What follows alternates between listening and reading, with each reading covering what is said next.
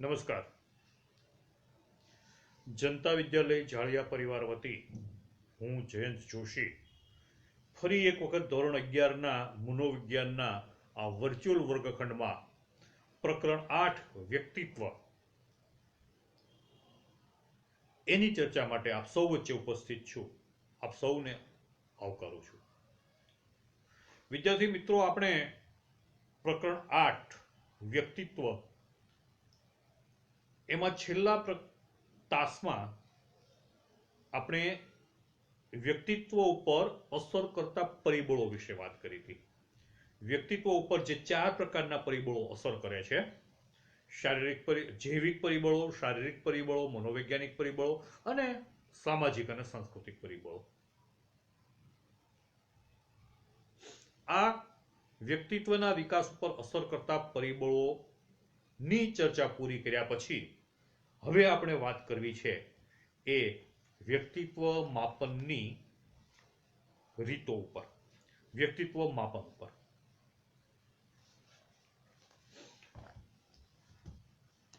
આપણે વ્યક્તિત્વની વાત કરીએ છીએ તો કોઈ વ્યક્તિના વ્યક્તિત્વનું માપન મનોવિજ્ઞાનમાં કેવી રીતે કરવામાં આવે છે? મિત્રો, વ્યક્તિત્વનું માપન એ બહુ અઘરી વસ્તુ છે.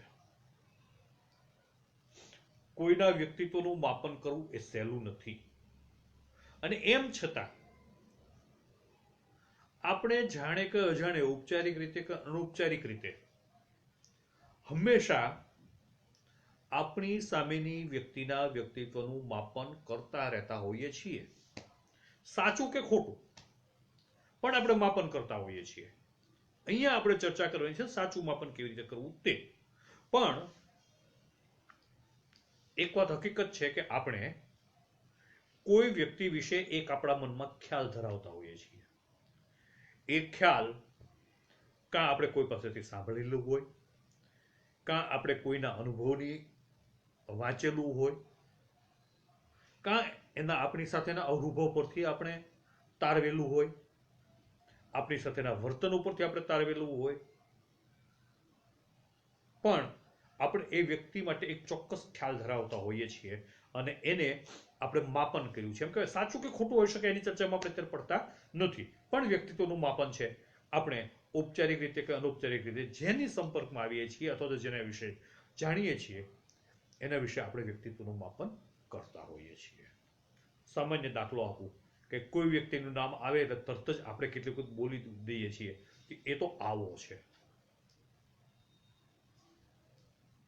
એ બહુ અભિમાની છે, એ બહુ સરળ છે, એ બહુ ક્રોધી છે, એ બહુ લુચ્ચો છે. આ શું છે? આપણે પ્રતિભાવ આપીએ છીએ. આપણે જાણે કે અજાણે કોઈ પણ પદ્ધતિથી આપણે માપન કર્યું છે એ વ્યક્તિના વ્યક્તિત્વનું. પછી સાચું કે ખોટું હોઈ શકે. આપણે આપણી માન્યતામાં ખોટા પણ હોઈ શકીએ, સાચા પણ હોઈ શકીએ, પણ આ માપન છે. એટલે ફરી વખત કહું છું, વ્યક્તિત્વ એટલે શું છે? વ્યક્તિત્વ એટલે આપણા વર્તનનો, વ્યક્તિના વર્તનનો સમૂહ એ એનું વ્યક્તિત્વ છતું કરે છે. જુદી જુદી પરિસ્થિતિઓમાં એ કેવો પ્રતિભાવ આપે છે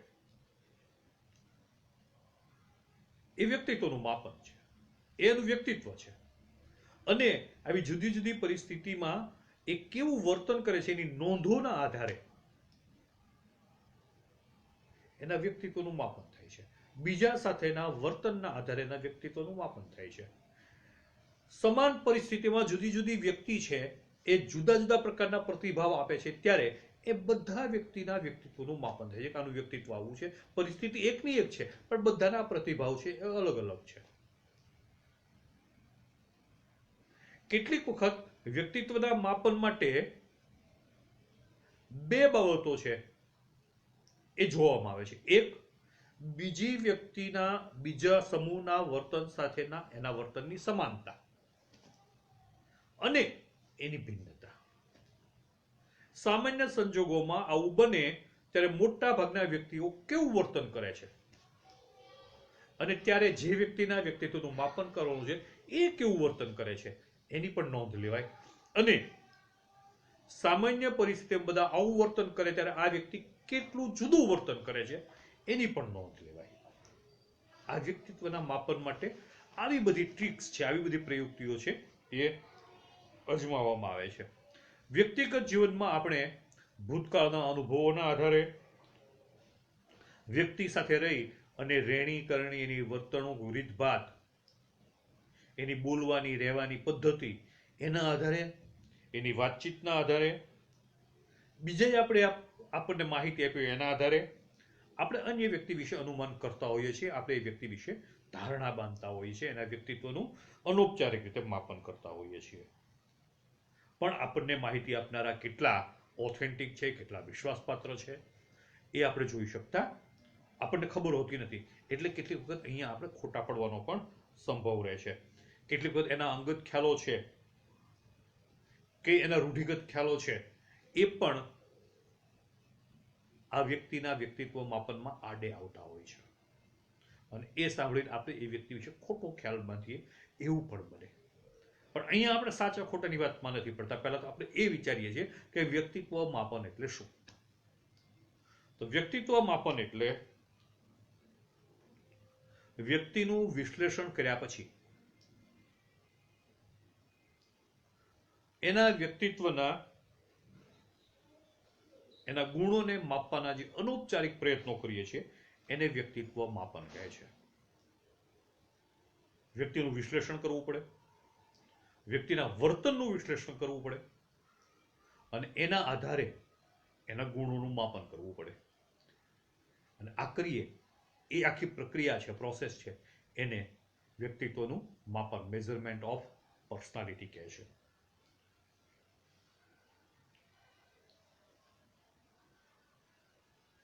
મેં તમને કહ્યું વ્યક્તિત્વ માપનમાં તફાવત અને સામ્યતા આ બે વસ્તુ ઓળખવી પડે. સામાન્ય પરિસ્થિતિમાં લોકો જે વર્તતા હોય એવું વર્તન કેટલું છે આ વ્યક્તિનું, અને સામાન્ય પરિસ્થિતિમાં વર્તતા હોય લોકો એના કરતા જુદું વર્તન કેટલું છે એ. ભારતીયો મોટા ભાગે ભારત ક્રિકેટ મેચ જીતે એટલે ફટાકડા ફોડે, એ સામ્યતા છે. પણ કોઈ વ્યક્તિ બીજો કોઈ દેશ જીતે અને ફટાકડા ફોડે તો ત્યાં એના વ્યક્તિત્વનું એ પાસું છતું થાય, માપનમાં એ નોંધ લેવાય કે આને દેશ પ્રત્યે કંઈક જુદા પ્રકારની લાગણી છે, જુદા પ્રકારનું અનુસંધાન છે.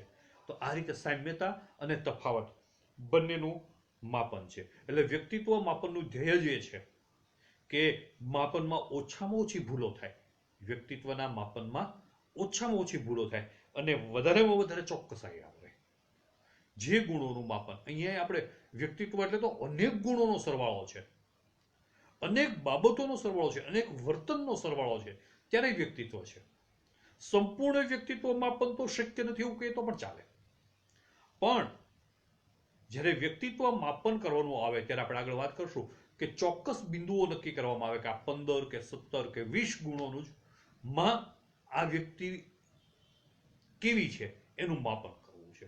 તો એ 20 ગુણોના આધારે એ વ્યક્તિની તફાવત અને સામ્યતા જોવામાં આવે અને એનું માપન કરવામાં આવે. જે ગુણનું માપન કરવું છે, જે વર્તનનું માપન કરવું છે, એવી ઘટનાઓ એની પાસે વારંવાર મૂકવામાં આવે અને વારંવાર એનો પ્રતિભાવ નોંધવામાં આવે.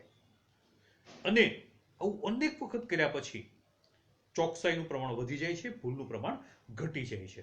અને એના આધારે કહી શકાય આવી ઘટનાઓ બને છે ત્યારે એ આવો પ્રતિભાવ આપે છે અને એ એના વ્યક્તિત્વનો એક ભાગ છે. એટલે આ રીતે વ્યક્તિત્વનો માપનનું ધ્યેય છે ઓછામાં ઓછી ભૂલો થાય એના વ્યક્તિત્વના માપન વિશે અને વધારે ચોકસાઈ. એ ધ્યેય સાથે વ્યક્તિત્વનું માપન છે એ મનોવિજ્ઞાનમાં કરવામાં આવે છે.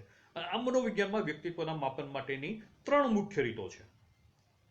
એની પેટા રીતો છે, એની વાત આપણે કરશું, પણ પહેલા 3 મુખ્ય રીતો. એક નિરીક્ષકનો અહેવાલ, બીજું આત્મવૃત્તાંત અને ત્રીજું પ્રક્ષેપણ પદ્ધતિ. આજે આપણે પહેલી 2 પદ્ધતિઓ જે છે વ્યક્તિત્વ માપનની એની વાત કરવાના છીએ. એમાંથી પહેલી નિરીક્ષણ પદ્ધતિ, વ્યક્તિત્વના માપનનું નિરીક્ષણ પદ્ધતિ. નિરીક્ષણ એટલે ઓબ્ઝર્વેશન. જે વ્યક્તિના વ્યક્તિત્વનું માપન કરવું છે એ વ્યક્તિના વર્તનને ઓબ્ઝર્વ કરો. કોણ કરશે? ઓબ્ઝર્વર, નિરીક્ષક. નિરીક્ષક એ વ્યક્તિ સાથે રહીને ઔપચારિક રીતે કે અનૌપચારિક રીતે અનેક જુદી જુદી પ્રશ્નાવલીઓ, પદ્ધતિઓ આવે છે, એના આધારે એના વર્તન અંગેની નોંધ કરશે ઓબ્ઝર્વર અને અહેવાલ તૈયાર કરશે. આને કહેવાય આપણે નિરીક્ષકનો અહેવાલ. સૌ પહેલા નિરીક્ષક છે આ રીતે એના વ્યક્તિત્વનું માપન કરે છે. નિરીક્ષણ પછી મૂલ્યાંકન અને નામાંકન એવી પદ્ધતિઓ જુદી જુદી છે, એનો આમાં ઉપયોગ થાય છે. આ પેટા પદ્ધતિ છે. નિરીક્ષણનો અહેવાલ, એમાં પેટા પદ્ધતિઓમાં નિરીક્ષણ, મુલાકાત, સૌ પહેલા તો મુલાકાત અથવા તો નિરીક્ષણ, મૂલ્યાંકન અને નામાંકન જેવી પદ્ધતિનો ઉપયોગ થાય છે. વારંવાર આ પદ્ધતિનો ઉપયોગ થાય છે નિરીક્ષણનો, કારણ કે રોજિંદા જીવનમાં અનેક ઘટનાઓ એવી બનતી હોય છે કે આપણે કોઈ વ્યક્તિની જરૂર પડે અને એ વ્યક્તિની આપણે ચકાસણી કરીએ. આપણે જે કામ માટે એની સાથે કામ પાડવું છે એ કામ માટે એ લાયક છે કે નહીં. નોકરી માટે ઇન્ટરવ્યુ આપવાના હોય, કોઈ શાળા કે કોલેજમાં એડમિશન આપવાનું હોય, કે વેવિશાળ કરવા, લગ્ન કરવા માટે કોઈની પસંદગી કરવાની હોય, આ બધી પ્રક્રિયાઓ છે તે મૂલ્યાંકન થાય છે નિરીક્ષણના આધારે. બેઠકો થાય છે, ઔપચારિક કે અનૌપચારિક, સમાલાપ જેને આપણે કહીએ છીએ, ઇન્ટરવ્યુ કહીએ છીએ, એવું ગોઠવાય છે. અને આ સમયે ઓબ્ઝર્વર જે છે એ જે વ્યક્તિના વ્યક્તિત્વનું માપન કરવું છે એની પોતે જે નક્કી કર્યા છે એ બાબતોની નોંધ લે છે. એટલે મુલાકાતીઓ એને મુલાકાત આપે છે અને એ નોંધ તૈયાર કરે છે. આ મુલાકાતો પણ ઔપચારિક અને અનૌપચારિક બે પ્રકારની હોઈ શકે. ટેબલ ખુરશી નાખી અને વારા પછી આવે, એની પાસે ચોક્કસ પ્રકારની પ્રશ્નાવલી હોય, ચોક્કસ પ્રકારના તૈયાર કરેલા પ્રશ્નો હોય, એના આધારે એ પ્રશ્નો પૂછે અને જવાબને નોંધે, નિરીક્ષક અહેવાલ તૈયાર કરે. એ એક ઔપચારિક પદ્ધતિ છે. ઔપચારિક રીતે ભેગા થાય, વાતો કરે, વાતોમાં એવા વિષયો છે એને જાણી જોઈને લાવે કે જે વિષયો ઉપરની એ બાબતો છે એના વ્યક્તિત્વમાં કેટલા અંશે છે એનું માપન કરવું છે. તો આવું મુલાકાત, સમાલાપ, એમાં ચોક્કસ પદ્ધતિને અનુસરવામાં આવે. વિવિધ પ્રશ્નો પહેલેથી પણ તૈયાર રાખવામાં આવે કે જેના આધારે એનું વ્યક્તિત્વનું માપન કરવાનું હોય અને એની વસ્તુલક્ષી તુલના કરી શકાય કે આવી આવી ઘટનાઓમાં એ કેવો પ્રતિભાવ આપે છે એ પૂછી શકાય. દાખલા તરીકે હમણાં તાજેતરમાં બનેલી કોઈ ઘટના, એને સ્પોર્ટ્સમાં કેટલો શોખ છે, કે વિજ્ઞાનમાં કેટલો શોખ છે, કે રાજકારણમાં કેટલો શોખ છે, કે શિક્ષણની વાત હોય તો શિક્ષણના નવા પ્રવાહોથી માહિતગાર છે કે નહીં, આ ઓનલાઈન એજ્યુકેશન છે તો એમાં એનો શું મત છે, એ કેટલો પોઝિટિવ છે, કેટલો નેગેટિવ છે, આ બધી બાબતો, રાજકારણ છે, આપણો લોકશાહી છે તો એમાં એ કેટલા સકારાત્મક છે, કેટલા નકારાત્મક છે, આ બધી બાબતોની નોંધ છે એ તૈયાર પ્રશ્નાવલી ઉપર લેવામાં આવે તો એના વ્યક્તિત્વનું માપન છે એનો અહેવાલ તૈયાર કરી શકાય છે. એટલે એ વ્યક્તિત્વની છાપ કેવી છે, એ વ્યક્તિ વિશેની છાપ, એની ઇમ્પ્રેશન છે એ મુલાકાતો પરથી નક્કી કરી શકાય છે. એની બોલવાની ઢબ, એનો હાવભાવ, એ કેટલી એની પ્રકૃતિ કેવી છે, સૌમ્ય છે, એ એગ્રેસિવ છે, આ બધું છે એ એના વ્યક્તિત્વના પાસા છે એ આ મુલાકાત ઉપરથી નક્કી કરી શકાય. શરત એટલી છે કે મુલાકાત લેનાર છે એ ટ્રેની હોવો જોઈએ. આપણે એની વાત કરીએ, કુશળ હોવો જોઈએ, એને ચોક્કસ ખબર હોવી જોઈએ કે મારે આ વ્યક્તિમાંથી શું માપવું છે. એ માપવા માટે જ ના જ પ્રશ્નો હોય, એ માપન માટેની જ વાત હોય, એ જ હેતુથી, એ જ ધ્યેયથી જો એ મુલાકાત સંપન્ન થાય તો વ્યક્તિત્વના માપનની દિશામાં ઘણું બધું આગળ વધી શકાય.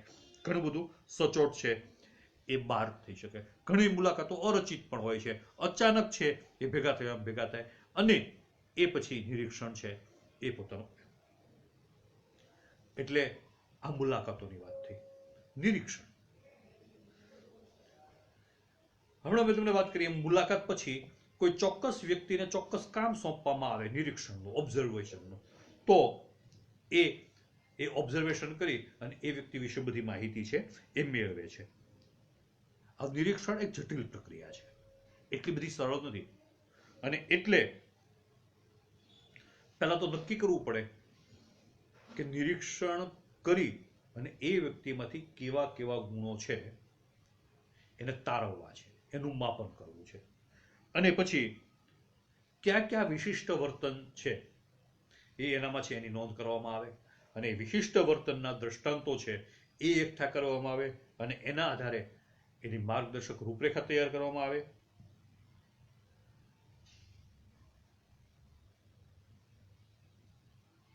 કોઈ એક વ્યક્તિ વિશે એના વ્યક્તિત્વનું માપન કરવું છે તો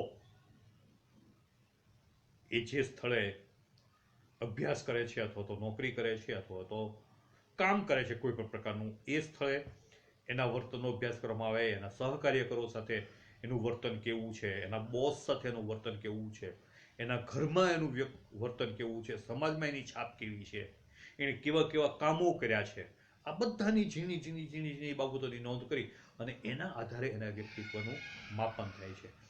અનૌપચારિક રીતે એના આ બધા વર્તનોનું નિરીક્ષણ કરવામાં આવે છે. નિરીક્ષણના આધારે અહેવાલ તૈયાર કરવામાં આવે છે. સાથે સાથે એના હાવભાવ, એની ચેષ્ટાઓ, એના ફેસ રીડિંગ કરવામાં આવે છે. આ બધું, એની બોડી લેંગ્વેજ, એ મહેમાનો સાથે કેવી રીતે રહે છે, કુટુંબીઓ સાથે, આ બધી બાબતોનું નિરીક્ષણ કરી અને નિરીક્ષણનો અહેવાલ તૈયાર કરવામાં આવે છે. આમ મુલાકાત અને નિરીક્ષણ એ બંને અમુક અંશે ઉપયોગી છે, સચોટ નથી, એની મર્યાદાઓ પણ છે. મુલાકાતમાં એક મર્યાદા શું છે કે વ્યક્તિને ખબર છે કે મારી ઇમ્પ્રેશન મારે અહીંયા ક્રિએટ કરવી છે, આ પ્રકારની ઇમ્પ્રેશન મારે અહીંયા મૂકવી છે, તો એ પ્રકારનું વર્તન છે એ કરી શકે. ત્યારે વાસ્તવિક રીતે હોય એના કરતા ઉલટું વર્તન, સૌમ્ય ન હોય છતાં સૌમ્ય દેખાવાનો પ્રયત્ન કરી શકે, બહુ વિવેકી ન હોય છતાં વિવેકી દેખાવાનો પ્રયત્ન કરી શકે, આવું બને. એટલે બંને પક્ષોથી. એવી જ રીતે નિરીક્ષક છે કુશળ ન હોય, જે મુલાકાત લે છે, જે ઇન્ટરવ્યુ લે છે એ કુશળ ન હોય તો એ ભૂલી જાય અથવા તો વિષયાંતર થઈ જાય. જેને જે માપન કરવું છે એ માપન એને બરાબર આવડે નહીં, તો પણ વ્યક્તિત્વની સાચું માપન થતું નથી, ખોટી છાપ ઊભી થાય છે. એટલે એનામાં જે સામે છે નિરીક્ષક હોય કે મુલાકાત લેનાર હોય, ઇન્ટરવ્યુ લેનાર હોય, એની પણ મનોવૈજ્ઞાનિક પુખ્તતા, મેચ્યોરિટી, સાયકોલોજીકલ મેચ્યોરિટી એની પણ જરૂરી છે. એને પોતાને પણ ખબર હોવી જોઈએ કે મારે શેનું માપન કરવું છે, ને આ માપન કરવા માટે મારે કઈ કઈ પ્રયુક્તિઓ વાપરવી જોઈએ, મારે કેવા કેવા દ્રષ્ટાંતો એની સામે મૂકવા જોઈએ, કેવી કેવી વાતો મૂકવી જોઈએ, અને એના વર્તનને એણે મનોવૈજ્ઞાનિક રીતેનું વિશ્લેષણ કરવું જોઈએ. આ કુશળતા ન હોય તો આખી પ્રોસેસ છે ખોટી દિશામાં જાય, સાચો જવાબ મળતો નથી, સાચું પરિણામ આવતું નથી, પરિણામ દૂષિત થાય છે. એ સહજ અને કુદરતી રહેતું નથી.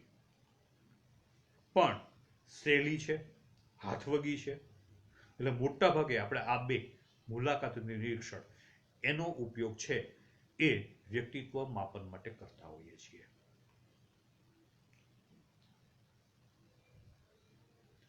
ત્યાર પછી નિરીક્ષણ અહેવાલ પછી બીજી બાબત છે એ આત્મવૃત્તાંત.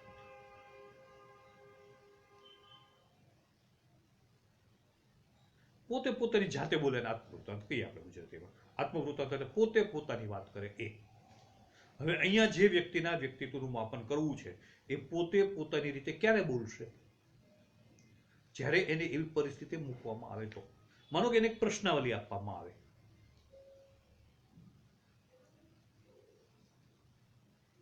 કે આ સંજોગોમાં તમારું વર્તન કેવું હશે, તો તમારો અભિપ્રાય કેવો હશે? જવાબ છે હા કે નામાં હોઈ શકે, જવાબ છે સંમત છું કે અસંમત છું એમાં હોઈ શકે, જવાબ છે એ વૃત્તાંત વાળો હોઈ શકે. પણ જુદી જુદી પરિસ્થિતિમાં એને આત્મવૃત્તાંત કરવામાં કહેવામાં આવે કે આ પરિસ્થિતિમાં તમારો અભિપ્રાય શું છે. અને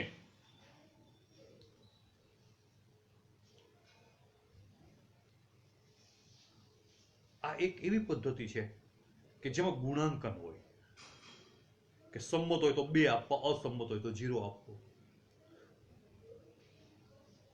નક્કી નહીં એવું હોય તો 1 આપવો. એક પ્રશ્નાવલી સ્વરૂપમાં હોય છે. એમાં મુલાકાત લેનારે કે નિરીક્ષકે કે જે આ આત્મવૃત્તાંત લખવા આપે છે એને કશું જ અર્થઘટન કરવાનું નથી. એક ટૂલ્સ જેને કહેવાય છે એવું જ તૈયાર હોય છે, પ્રશ્નાવલી જ તૈયાર હોય છે, જેમાં સામેની વ્યક્તિએ પોતાનું મન શું કહે છે એની અભિપ્રાય આપવાનો હોય છે, અને આના આધારે એના વ્યક્તિત્વનું માપન કરવામાં આવે છે. અને આત્મવૃત્તાંત અથવા તો સેલ્ફ રિપોર્ટ મેજર્સ કહે છે. સેલ્ફ રિપોર્ટ એટલે આત્મવૃત્તાંત. એટલે આ બધા કથનો ઉપર એને પોતાનો પ્રતિભાવ આપે છે, એના આધારે એનું માર્કિંગ થાય છે, ગુણાંકન થાય છે, અને ગુણાંકન ઉપરથી એના માનાંકો નક્કી થાય છે.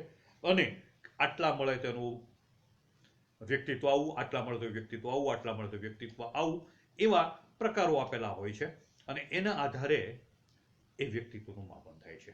આને આપણે કહીએ છીએ આત્મવૃત્તાંત. અહીંયા આવા માપન માટે 3 પદ્ધતિઓ મુખ્ય છે.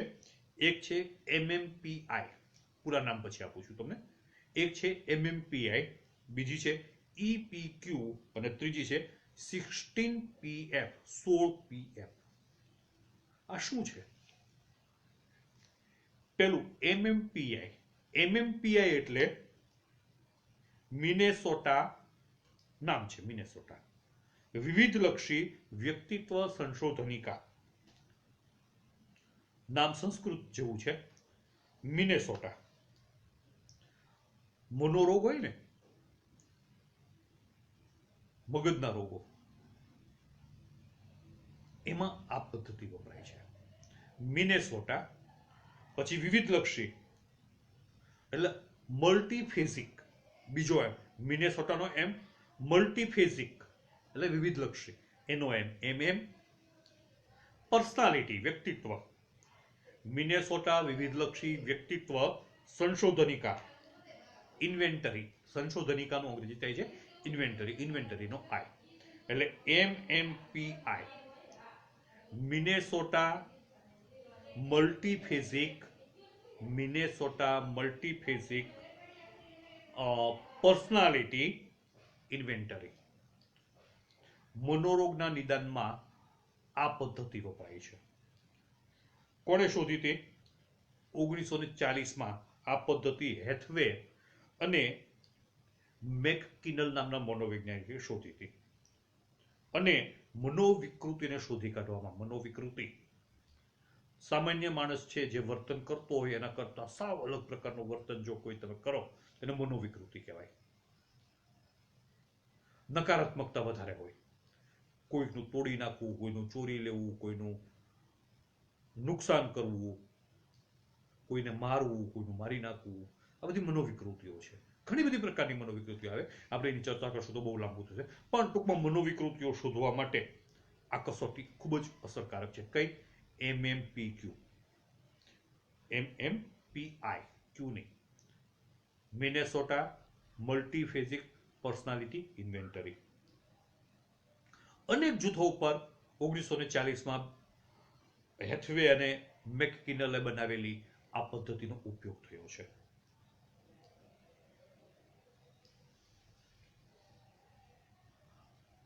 એવી ઘણી બધી ઘટનાઓ આપવામાં આવે કે સાચું છે ખોટું, અને એમાં સાચું કે ખોટું આપો એટલે એ તમારો મત પ્રગટ કરે છે. એના આધારે આખી આ જુદા જુદા પ્રકારની મનોવિકૃતિઓ છે એ વ્યક્તિમાં છે કે નહીં એ ઓળખી શકાય છે. કાલ્પનિક રોગ વિકૃતિ, ખિન્નતા, ઉન્માદ, એકદમ આવેશમાં આવી જવું, સમાજ વિરોધી વ્યક્તિત્વ, સમાજની વિચારધારાથી અલગ વિચારવું, પુરુષત્વ, સ્ત્રૈણ્ય, વ્યામોહ, વિકૃત થાક, છિન્ન વ્યક્તિત્વ, ઉન્મત્તતા, સામાજિક હસ્તક્ષેપ, આ બધું એમાં માપન થઈ શકે છે. આ બે તમને વાક્ય લિસ્ટ આપ્યું એ મનોવિકૃતિઓ છે. આપણે એક એકની ચર્ચા કરીએ તો એક એક પીરિયડ થાય એવી આ બાબત છે. એટલે આપણે પછી પાછળ ક્યારેક એની મનોવિકૃતિઓ આ શું એની ચર્ચા કરશું. પણ ફરી વખત કહું, કાલ્પનિક રોગ વિકૃતિ, વારંવાર એવું થાય કે મને આ રોગ છે, આ રોગ છે, આ રોગ છે, હોય નહીં. ખિન્નતા, એકદમ નિરાશ થઈ જાય, ઉન્માદ આવેશમાં આવી જાય, સમાજ વિરોધી વ્યક્તિત્વ, સમાજ કરતા જુદું વિચારે, સમાજ સામે વિદ્રોહ કરે, સામાજિક બંધનો છે એને સ્વીકારે નહીં, ફગાવાનો, પુરુષત્વનો પ્રમાણ, સ્ત્રેણનું પ્રમાણ, વ્યામોહ, વિકૃતિ, થાક, વિકૃત થાક, સાચો નહીં, ખોટે ખોટો થાક, છિન્ન વ્યક્તિત્વ, ઉન્મત્તતા, સામાજિક હસ્તક્ષેપ, આ બધામાંથી 4 પુલાવો છે એનું ગુજરાતીમાં રૂપાંતર છે એ જગદીશ જોટવાણીએ પણ કર્યું છે અને મલેક અને જોશી નામના મનોવૈજ્ઞાનિકોએ પણ જોધપુર વિવિધલક્ષી સંશોધનિકા પણ તૈયાર કરી છે. આ એક વાત કરી આપણે મિનેસોટા વિવિધલક્ષી વ્યક્તિત્વ સંશોધનિકાની. બીજી છે આઇઝેકની વ્યક્તિત્વ પ્રશ્નાવલી. EYSENCK, આઇઝેક, એનો ઈ વ્યક્તિત્વ પર્સનાલિટીનો, પી પ્રશ્નાવલી એટલે ક્વેશ્ચનરીઝ એટલે EPQ, આઇઝેક પર્સનાલિટી ક્વેશ્ચનરીઝ. આ પ્રશ્નાવલી છે આઇઝેકે બનાવી છે 3 બાબતો પર આધાર રાખ્યો છે. એક અંતર્મુખી વ્યક્તિત્વ અને બહિર્મુખી વ્યક્તિત્વ, એનું માપન.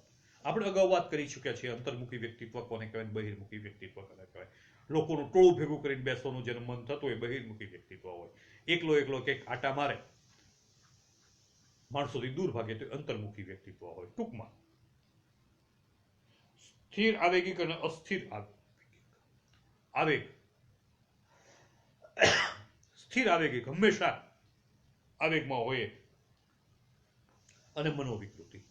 આ 3 પાયાના પરિમાણોનું માપન છે એ આઇઝેકે કર્યું છે અને એમાં એણે મનોવિજ્ઞાનની દ્રષ્ટિએ 32 વ્યક્તિત્વ ગુણોને એના પરિમાણમાં આવરી લીધા છે. આ કસોટી છે, આ ક્વેશ્ચનરીઝ છે, પ્રશ્નાવલી છે, એ આ ઉપરના 3 પરિમાણો જે કયા, એનું વ્યક્તિત્વ અંતર્મુખી કે બહિર્મુખી, આવેગો જે છે સ્થિર કે અસ્થિર અને મનોવિકૃતિ, એના આધારે 32 પરિમાણો, 32 વ્યક્તિત્વ ગુણોને આમાં આવરી લીધા છે. બીજા લોકો માટે આ વ્યક્તિમાં કેટલી લાગણી છે કે લાગણીનો અભાવ છે, લોકો સાથે કેટલી આંતરક્રિયા કરે છે, ઇન્ટરેક્શન કરે છે, અને સામાજિક પરંપરાઓનું કેટલું માન સન્માન આપે છે, એનું પણ આમાં માપન થાય છે. જો એનામાં મનોવિકૃતિનું પ્રમાણ વધારે હોય તો એ મનોવિકૃતિની બાબતમાં ઊંચા પ્રાપ્તાંક મેળવે તો એ વ્યક્તિથી સચેત રહેવું જોઈએ, કારણ કે એ ગમે એની સાથે દુશ્મનાવટી ભર્યા સમાજ વિરોધી કૃત્યો કરે છે, દુશ્મનાવટી ભર્યા કૃત્યો કરે છે, અને એ વ્યક્તિ છે એ આત્મકેન્દ્રી હોય છે. ત્રીજી વાત કરીએ છીએ એ વ્યક્તિત્વ ઘટકોની સંશોધનિકા. 16 PF 16 પર્સનાલિટી ફેક્ટર ઇન્વેન્ટરી સંશોધનિકા છે. પર્સનાલિટી ફેક્ટર, વ્યક્તિત્વના ઘટકો, 16 ઘટકોની વાત કરી છે. વ્યક્તિત્વના વર્ણન વિશેની વિસ્તૃત અને અનુભવ આધારિત માહિતી ઉપરથી કેટલાય સંશોધનિકા કરી છે અને એમાં વ્યક્તિત્વની રચનામાં રહેલા 16 પાયાના ઘટકો છે એની અહીંયા ગુણોની વાત કરી છે અને એ ગુણોના એકબીજા સાથે સહસંબંધોની વાત કરી છે. એ સમાન ગુણોના સમાન જૂથો તૈયાર કરવામાં આવ્યા છે અને એના આધારે એ સંશોધન કરી અને એ વૈકલ્પિક જવાબો આપવાના હોય છે અહીંયા કે આ પરિસ્થિતિમાં આ કે આ, અને એ વિકલ્પોના આધારે એનું ગુણાંકન થાય છે. કયા મનુષ્યના વ્યક્તિત્વના મુખ્ય 16 ગુણો એનું આમાં માપન થાય છે અને એને આપણે વ્યક્તિત્વ ઘટકોની સંશોધનિકા 16 વ્યક્તિત્વ ઘટકો એનું અહીંયા માપન કરવામાં આવે છે અને એના આધારે એના વ્યક્તિત્વને ગ્રેડ આપવામાં આવે છે. અહીંયા આપણે આ વાત પૂરી કરીએ છીએ. વ્યક્તિત્વ માપનની 3 પદ્ધતિઓ છે, એમાંથી 2 પદ્ધતિઓની વાત આપણે કરી છે. હવે પછીના પીરિયડમાં આપણે વાત કરશું પ્રક્ષેપણ પદ્ધતિઓની, અને પ્રક્ષેપણ પદ્ધતિઓમાં અત્યારથી તમને કહી દઉં, વાંચવું હોય તો રોશાકની શાહીના ડાઘાની કસોટી, પછી વિષય અધિપ્રત્યક્ષ કસોટી, રોઝનવિગની ચિત્ર વૈકલ્પ કસોટી અને વાક્ય પૂર્તિ એ આવશે. પછી આપણે સ્વ અને સ્વનો વિકાસ, સ્વનો અર્થ અને સ્વનો વિકાસ અને સ્વના નિયમનની વાત કરી અને આ પાઠ પૂરો કરશું. હજી આપણે આ પાઠમાં ઓછામાં ઓછા 2 પિરિયડની વાત કરવાની છે. આજે આપણે વાત કરી છે શેની કરી છે? વ્યક્તિત્વ માપનની. વ્યક્તિત્વ માપનમાં એક નિરીક્ષણનો અહેવાલ અને બીજું આત્મકૃતાંત, એના વિશે આપણે વાત કરી. ફરીથી આવતીકાલે મળીએ. ત્યાં સુધી આપ સૌને જય હિન્દ, જય ભારત, આવજો, શુભરાત્રી.